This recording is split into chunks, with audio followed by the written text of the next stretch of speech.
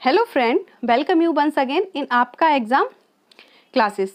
यदि आपके 2021 MPPSC prelims में 70 क्वेश्चन के अराउंड सही हो रहे हैं तो नो डाउट आपको मेंस की तैयारी करनी चाहिए।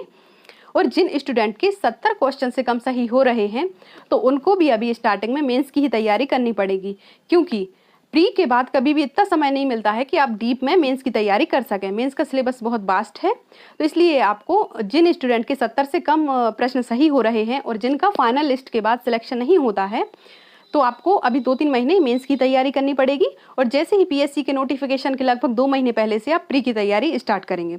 तो सबसे पहले इस एग्जाम का हम पैटर्न देखेंगे कि क्या रहेगा। प्रीलिम्स एग्जामिनेशन के बाद इस चैनल पर एक पोल कराई गई थी जिसमें लगभग 3000 स्टूडेंट ने मेंस प्रिपरेशन की डिमांड की है।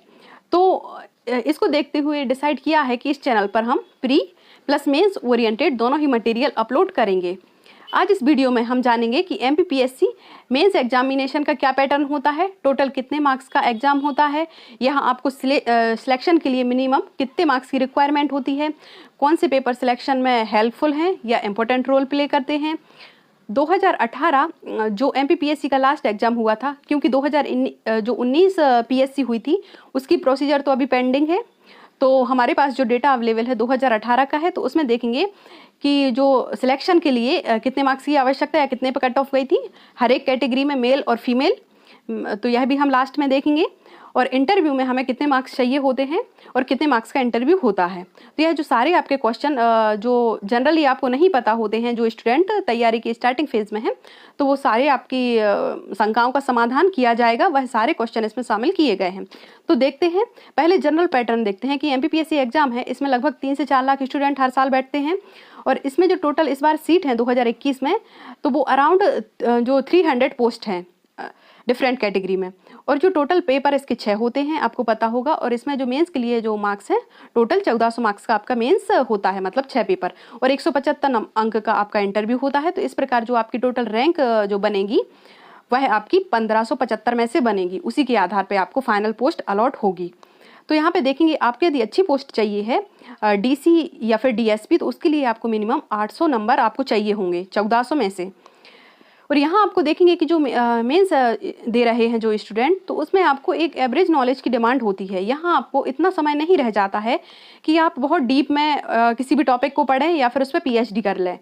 यहाँ पे आपको एक सरफेसली ही पढ़ना है, क्योंकि यहाँ आपको लगभग 4 महीने मिल रहे हैं और आपका नवंबर में प्रस्तावित है मेंस एग्जाम। तो यहाँ सिलेबस काफ़ी वास्ट है, तो समझदारी इसी में है कि आप सरफेसली उन टॉपिक के कॉन्सेप्ट क्लियर करें और आगे बढ़ते जाएं। देखेंगे परीक्षा की योजना के बारे में कि टोटल कितने प्रश्न होते हैं, अधिकतम कितने अंक उसके लिए अलॉट किए गए हैं। तो देखेंगे स्टार्टिंग के जो 3 पेपर हैं, जीएस फर्स्ट, जीएस सेकंड और जीएस थर्ड, इन सभी के लिए 300-300 अंक निर्धारित किए गए हैं और इसके लिए समय भी 3-3 घंटे निर्धारित किया गया है।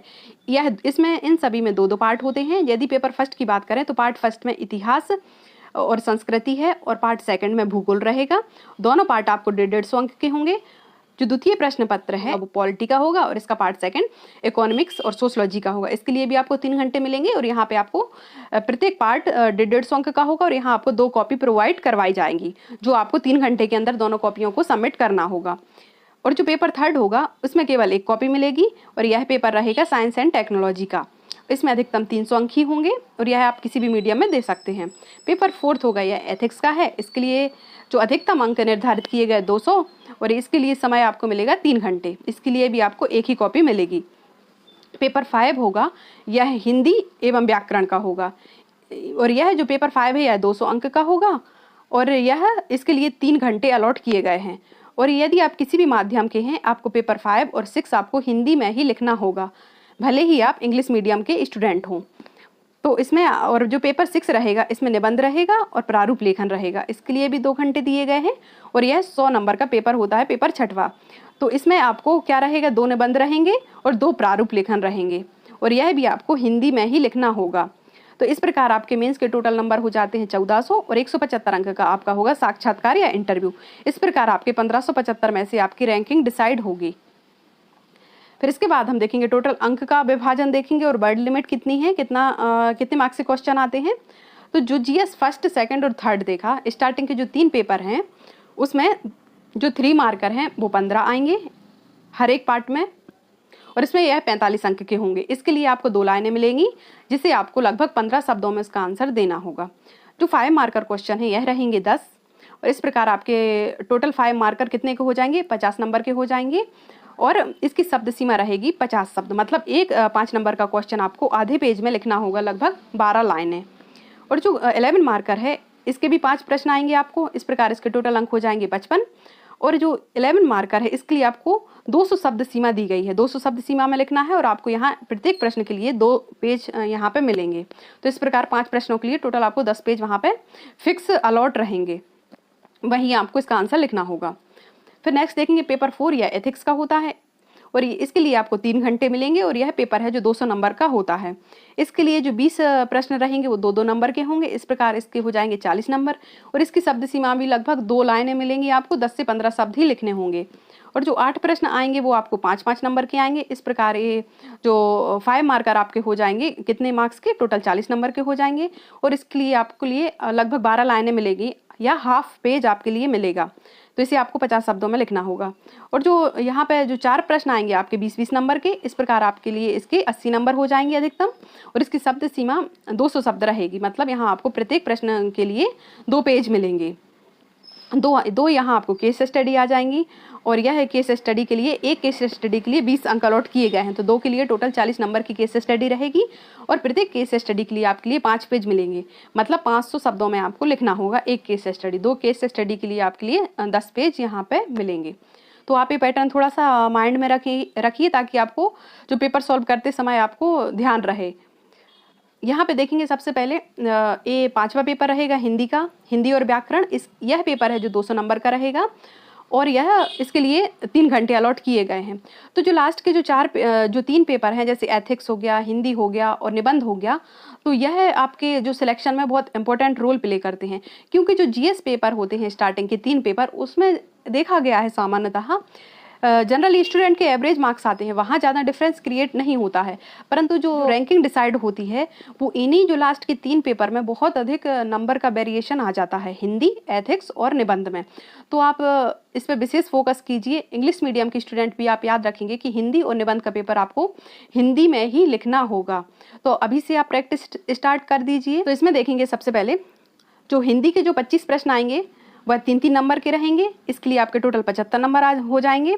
अलंकार जो यूनिट 2 है, तो अलंकार से संबंधित प्रश्न आपके टोटल 10 प्रश्न आएंगे, और प्रत्येक प्रश्न आपका 1 अंक का होगा। इस प्रकार अलंकार आपके 10 नंबर के आ जाएंगे। यहाँ पे जो ट्रांसलेशन है, तो हिंदी से इंग्लिश ट्रांसलेशन के लिए 20 नंबर अलॉट किए गए हैं, और अंग्रेजी से हिंदी के लिए आपको 15 अंक अलॉट किए गए हैं। इस प्रकार आपके जो ट्रांसलेशन के लिए टोटल 35 नंबर अलॉट किए गए हैं। तो इसमें जनरली हिंदी मीडियम के स्टूडेंट के लिए यहाँ पे प्रॉब्लम होती है, तो आप अभी से इसकी प्रैक्टिस शुरू कर दीजिए ट्रांसलेशन की। और संधि समास और जो विराम चिन्ह है, यह इसके टोटल 10 प्रश्न आएंगे, और प्रत्येक प्रश्न 2 अंक का होगा। इस प्रकार आपके अधिकतम अंक इसके लिए 20 हो जाएंगे। व्याकरण और जो प्रशासनिक शब्दावलियां होती हैं, उसके टोटल आपको 10 क्वेश्चन आएंगे, और प्रत्येक क्वेश्चन के लिए 2 अंक होंगे। इस प्रकार आपके यहाँ पे 20 नंबर हो जाएंगे। यहाँ पे जो अपठित गद्यांश है वह 20 अंक का होगा। यहाँ पे 1 गद्यांश भी आ सकता है, 2 भी आ सकते हैं। और यह जो पल्लवन है यह 10 अंक का होगा, मतलब यहाँ पे आपको कोई 1 लाइन या 1 सूक्ति दी होगी, उससे आपको डिस्क्राइब करना होगा। और जो संक्षेपण है इसे कंसाइज फॉर्म में लिखना होगा, वह भी आपका 10 अंक का आएगा। इस प्रकार आपके यह 200 नंबर हो जाते हैं। इसके लिए 3 घंटे मिलेंगे, और आपको यह पेपर हिंदी में ही सॉल्व करना होगा। यदि हम पेपर 6वें की बात करें, तो यह पेपर होता है निबंध का। इसके लिए यह पेपर 100 नंबर का होता है, और यह इसके लिए 2 घंटे मिलते हैं। तो यहाँ आपको जब ये पैटर्न चेंज हुआ, तो यहाँ आपको स्पीड का विशेष ध्यान रखना होगा, क्योंकि यहाँ पे जो पहला निबंध होगा वो होगा 50 अंक का। इसके लिए आपको 10 पेज वहाँ पे दिए गए हैं, तो यह 10 पेज दिए गए हैं। यहाँ शब्द सीमा होगी लगभग 1000, और जो आपके सिलेबस में जो निबंध मेंशन किए गए हैं उन्हीं टॉपिक से रिलेटेड यहाँ पे जो निबंध आएगा आपका 50 अंक वाला। और जो 25 नंबर का आपका जो निबंध आएगा उसमें आपको 500 शब्द लिखने होंगे। इसके लिए आपको 5 पेज अलॉट किए गए हैं। और जो आपका यह निबंध है, यह आपके समसामयिक विषय या करंट अफेयर से रिलेटेड होगा। और जो लास्ट में आपके 2 प्रारूप आएंगे, तो यह 25 अंक के होंगे। और इसमें जो प्रारूप है, जैसे कि शासकीय पत्र, अर्धशासकीय पत्र, या कोई भी फॉर्मेट आपको दिया रहेगा, तो प्रत्येक फॉर्मेट के लिए आपको 3 पेज मिलेंगे, मतलब 250 शब्द में आपको 1 पत्र या 1 प्रारूप आपको लिखना होगा। तो इस प्रकार आपके 6 पेपर कंप्लीट हुए। अब हम देखेंगे 175 मार्क्स का जो इंटरव्यू होता है, तो इस प्रकार टोटल आपके 575 मार्क्स हो जाते हैं, जिसके आधार पे आपको रैंकिंग मिलेगी या पोस्ट आपकी डिसाइड होगी। तो यहाँ पे देखेंगे जो 2018 का कट ऑफ था वो कितने कितने पे गया है और प्रत्येक कैटेगरी में देखेंगे। यदि हम जनरल कैटेगरी की बात करें तो जनरल कैटेगरी के स्टूडेंट को जो डीसी की पोस्ट अलॉट हुई थी वो 801 नंबर पे हुई थी, और जो फीमेल हैं जनरल फीमेल के लिए 791 पे पोस्ट डीसी की पोस्ट अलॉट हो गई थी। और इसमें देखेंगे यदि जो सबसे लोअर पोस्ट की हम बात करें तो जो सबसे लोअर पोस्ट होती हैं जैसे कि नायब तहसीलदार, सीएमओ या मुख्य नगर पालिका अधिकारी 3rd ग्रेड होता है, मुख्य कार्यपालन अधिकारी जनपद पंचायत 3rd ग्रेड होता है, या उप जेलर आदि की पोस्टें होती हैं, इनको सामान्यतः 3rd ग्रेड में रखा जाता है। यदि आपके मार्क्स कम आते हैं तो आपको लोअर पोस्ट अलॉट हो जाती हैं। तो यहाँ पे देखेंगे जनरल कैटेगरी में मेल के लिए 756 नंबर पे जो लास्ट पोस्ट अलॉट हुई थी, और जनरल फीमेल के लिए 741 नंबर पे पोस्ट मिल गई थी। हालांकि जो पोस्ट का आवंटन होता है वो ओवरऑल मार्क्स से होता है, इसमें इंटरव्यू के मार्क्स का भी बहुत इंपॉर्टेंट रोल होता है, पर फिलहाल हम मेंस के ही मार्क्स को देख रहे हैं। तो यहाँ ओबीसी में देखा जाए तो ओबीसी के जो कैंडिडेट हैं उनको 811 पे डीसी की पोस्ट मिल गई थी, और यदि ओबीसी फीमेल की बात करें तो 802 नंबर पे डीसी की पोस्ट उनको मिल गई थी। और यदि हम सबसे नीची पोस्ट की बात करें तो जो ओबीसी के जो जनरल मेल हैं उनके जो मेंस में 770 मार्क्स थे, और जो फीमेल हैं उनके लिए 756 नंबर में ओबीसी फीमेल को लोअर पोस्ट अलॉट हो गई थी। तो आपको एक आइडिया लग सकता है कि कितने मार्क्स आने पर हमें जो पोस्ट अलॉट हो जाएगी। यदि एससी कैटेगरी की बात करें मेल की तो उनके लिए डीसी की पोस्ट है जो 793 मार्क्स पे हुई थी, और फीमेल के लिए 795 मार्क्स पे जो डीसी की पोस्ट अलॉट हुई थी।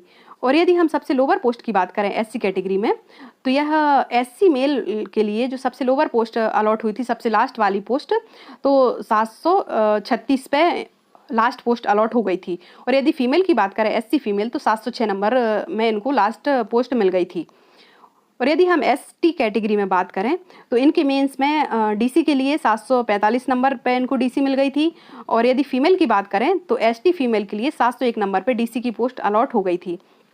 और यदि लास्ट पोस्ट की बात करें तो एसटी के लिए 681 पे लास्ट पोस्ट अलॉट हो गई थी एसटी कैटेगरी मेल के लिए, और एसटी फीमेल के लिए 663 पे सबसे अंतिम पोस्ट इनको अलॉट हो गई थी। मतलब यह सबसे लोअर कट ऑफ रही किसकी, एसटी की, एसटी फीमेल की।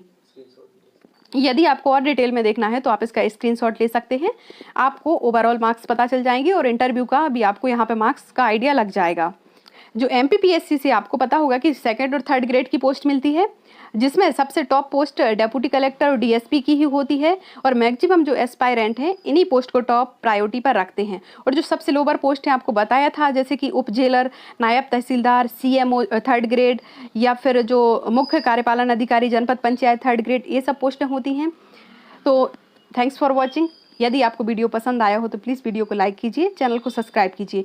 आगे हम एग्जाम से रिलेटेड मेंस और प्रीलिम्स का मटेरियल इस चैनल पर करवाएंगे और इसकी टेस्ट सीरीज को भी प्रोवाइड करवाएंगे। तो इससे जुड़े रहने के लिए चैनल को सब्सक्राइब कीजिए। Thank you.